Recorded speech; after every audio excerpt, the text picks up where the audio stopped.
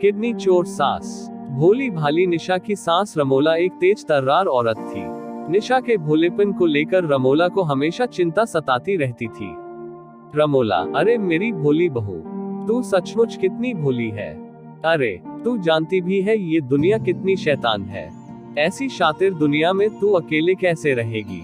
निशा, सासू माँ, जहाँ बुराई होती है वहाँ अच्छाई भी होती है।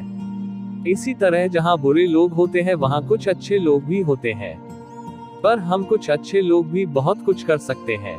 रमोला, वैसे तेरी बातें ना मेरे सिर के ऊपर से जाती है, लेकिन एक बात तो मुझे अच्छे से समझ आ गई कि खून अपने खून पर ही जाता है। जैसे मेरा भगोड़ा पति मुझे और अपने बच्चों को छोड़कर भाग गया, उसी तरह मेरा नालायक बेटा भी तुझे अकेले छोड़कर भाग गया। इसीलिए मुझे तेरी चिंता सताती है। निशा, सासू माँ, आप हैं ना मेरे साथ, तो फिर मुझे किसी बात की चिंता नहीं। अच्छा सासू माँ, वैसे आप कहाँ काम करने जाती हैं? मुझे वहाँ का नंबर दे दीजिए ताकि मैं उन्हें कह सकूं कि आपको रात की जगह दिन की शिफ्ट में बुलाएं। आप रात को काम पर जाती है तो मुझे आपकी बहुत चिंता सताती है।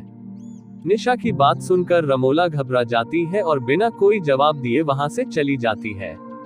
ऐसे ही कुछ दिन बीत जाते हैं। फिर एक दिन रमोला बहुत सारे पैसे लेकर घर आती है। रमोला के पास इतने सारे पैसे देकर निशा घबरा जाती है। निशा, हे राम, सासू माँ, आपके पास इतने सारे पैसे कहाँ से आए? आप आखिरकार ऐसा कौन सा काम कर रही हैं?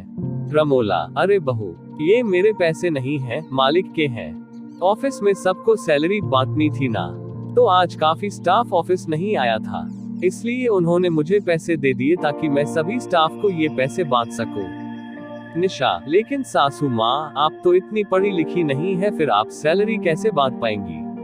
अच्छा, इसमें मैं आपकी मदद कर देती हूँ। आप मुझे बता दीजिए कितने लोगों को और कितनी सैलरी बांटनी है। मैं सबका हिसाब अलग अलग करके रख दूंगी। आप कल जाकर सबको उनकी सैलरी दे देना। अपनी बहू के मुंह से ऐसी बातें सुनकर रमोला की आंखें भर आती है। फिर वो जाकर वो सारे पैसे एक संदूक में रख देती है और फिर सोने के लिए चली जाती है।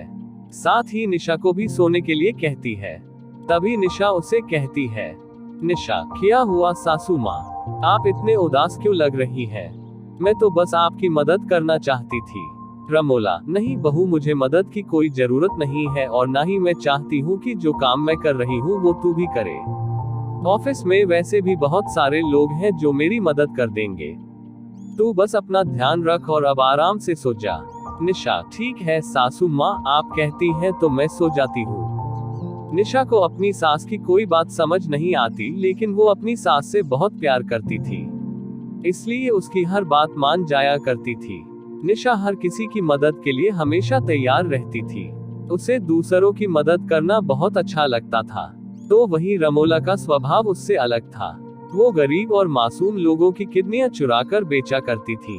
एक रात, रमोला, डॉक्टर साहब, इस आदमी को पथरी है और इसके पास 2 किडनियां हैं। आप इसकी एक किडनी निकालकर मुझे दे देना। आपका काम मैं आज रात को ही पूरा कर दूंगी। डॉक्टर, तुम्हें देने का क्या फायदा? इतना रिस्की काम मैं करता हूँ और तुम हो कि सही से मोलभाव भी नहीं कर पाती। रमोला, भूलो मत कि मैं बिचौली हूँ और मैं ही किडनी का लेन देन करती हूँ। अगर मेरे साथ चालाकी करने की कोशिश की तो मैं अपना मुंह खोल दूंगी। डॉक्टर, अच्छा ठीक है, धमकी जाकर किसी और को देना, लेकिन एक बात का ध्यान रखना, इस बार डील जरा अच्छी करना। लास्ट टाइम की तरह कम में मत कराना। रमोला, अच्छा ठीक है डॉक्टर साहब, मैं समझ गई। रमोला जिस हॉस्पिटल में साफ सफाई का काम करती थी, उस हॉस्पिटल के डॉक्टर लोगों की किडनियां निकाल लिया करते थे और रमोला उन्हें बेचने का काम किया करती थी।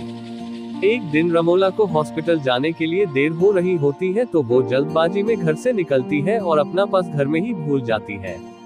निशा उसको रोकने की बहुत कोशिश करती है, लेकिन रमोला को उसकी आवाज सुनाई नहीं देती। उसका पीछा करते हुए निशा भी हॉस्पिटल पहुंच जाती है। जब वो अपनी सास को हॉस्पिटल में जाते देखती है तो उसे बड़ा गर्व महसूस होता है। निशा, अच्छा तो सासू माँ इस हॉस्पिटल में काम करती है, ना जाने क्यों, लेकिन पिछले कुछ दिनों से मेरे पेट में बड़ा ही दर्द हो रहा है। अब हॉस्पिटल आ ही गई हूँ तो क्यों ना डॉक्टर को दिखा लूं। सासू माँ यहाँ काम करती है तो मेरा इलाज कम पैसों में हो जाएगा। इस बात से बेखबर निशा की उसकी सासू माँ एक किडनी चोर है। निशा उस हॉस्पिटल में अपना इलाज करवाने डॉक्टर के पास जाती है, जहाँ डॉक्टर उसके कुछ टेस्ट करते हैं और कहते हैं, डॉक्टर मैडम, आपके पेट में तो एक गांठ है जिसका जल्दी ही ऑपरेशन करना होगा। अगर आपने अभी ऑपरेशन नहीं करवाया तो इससे आपकी जान को खतरा हो सकता है। निशा, किया इसी वक्त ऑपरेशन? डॉक्टर, जी हाँ, इसी वक्त। अगर आपका कोई फैमिली मेंबर आया है तो उसे बता दो, और अगर नहीं आया तो फोन करके उन्हें यहाँ बुला लो। निशा, डॉक्टर साहब, मेरी सासू माँ इसी हॉस्पिटल में काम करती है, उनका नाम रमोला है। डॉक्टर, ओह अच्छा, तो तुम रमोला की बहू हो। डॉक्टर, मन में अब आएगा मजा। जब वो रमोला अपनी ही बहू की किडनी बेचेगी तब असली खेल देखने वाला होगा। अब पता चलेगा उस रमोला की बच्ची को जो खुद को मुझसे ज्यादा होशियार समझने की कोशिश कर रही थी। इस तरह से डॉक्टर अपनी बेइज्जती का बदला लेने के लिए रमोला की बहू की किडनी निकालने के लिए उसको ऑपरेशन थिएटर ले जाता है। लेकिन तभी रमोला साफ सफाई के लिए वहां पहुंचती है और बेहोशी की हालत में पड़ी अपनी बहू को ऑपरेशन थिएटर में देखती है। रमोला, डॉक्टर साहब, ये आप क्या कर रहे हो? ये मेरी बहू है और मैं अपनी बहू की किडनी चोरी नहीं होने दे सकती और ना ही उसे बेच सकती हूँ। डॉक्टर, बहू होगी तेरी, मेरी तो ये पेशेंट है, इसलिए इसके साथ भी वही होगा जो बाकी सब पेशेंट्स के साथ होता है। रमोला, अगर तूने मेरी बहू को हाथ भी लगाया ना तो मैं तेरा सारा कच्चा चिट्ठा खोलकर रख दूंगी। डॉक्टर, नाज, बाहर निकालो इसे यहाँ से, ये हमारे काम में दखल दे रही है। नाज रमोला को ऑपरेशन थिएटर से बाहर कर देती है। अब रमोला के पास अपनी बहू को बचाने के लिए पुलिस को बुलवाने के अलावा और कोई चारा नहीं बचा था। इसलिए रमोला ऑपरेशन शुरू होने से पहले ही पुलिस को वहां बुला लेती है और पुलिस के आगे अपने सारे गुनाह कबूल लेती है। साथ ही डॉक्टर की असलियत भी पुलिस को बता देती है। रमोला साहब, मेरा नाम रमोला है। जब मैंने इस हॉस्पिटल में काम शुरू किया तो मैंने देखा कि डॉक्टर मासूम लोगों की जान ले रहा है, उनकी किडनियां निकाल रहा है। जब मुझे ये सब पता चला तो इन्होंने पैसे देकर मेरा मुंह बंद कर दिया।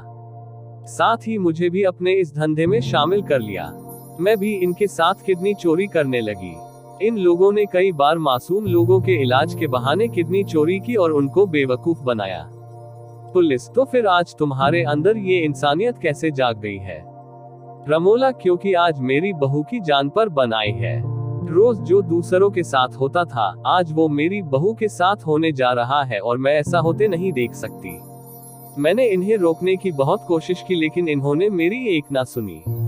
इसलिए मुझे आप लोगों को फोन करना पड़ा। आप चाहें तो मुझे गिरफ्तार कर लें, लेकिन इन पापियों को इनके किए की सजा भी जरूर दें। इस तरह रमोला अपने सारे गुनाह कबूल कर लेती है। कुछ देर बाद जब निशा को होश आता है तो उसे यह जानकर बहुत दुख होता है कि उसकी सास एक किडनी चोर है। लेकिन निशा चाहकर भी कुछ नहीं कर सकती थी और जिंदगी भर इसी तरह से लोगों के ताने सुनती रहती है। आज की ये खास और मजेदार कहानी आपको कैसी लगी? नीचे कमेंट में जरूर बताएं।